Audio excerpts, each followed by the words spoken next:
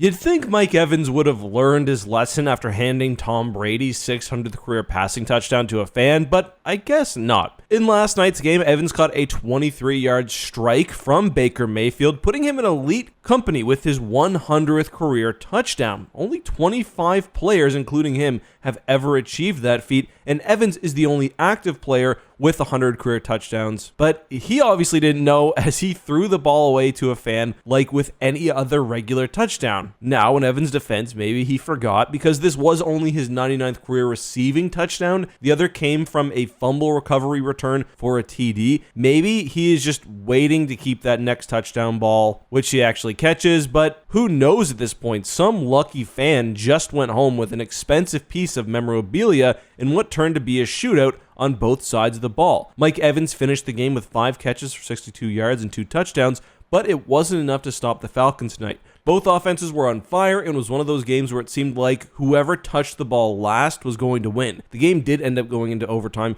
where the Falcons won the coin toss, got the ball, and never looked back. Kirk Cousins and Kadarius Hosh would connect for the walk-off 45-yard touchdown, ending one of the most exciting Thursday night football games in recent memory. If Mike Evans only would have kept that ball, maybe they would have won that game. I'm joking, obviously, but it was pretty stupid, and I bet he'll be asking for it later. If you were that fan and Mike Evans asked for it back, would you give it? Funny enough, this reminds me of another recent story, but in baseball, Ohtani's 50-50 home run ball obviously was caught by a fan in the stands. The Dodgers offered to buy it for $300,000. The fan, I think, quite rightly declined, and now it's up for auction, with the added twist that he's now being sued by a second fan who's claiming ownership, so very fun.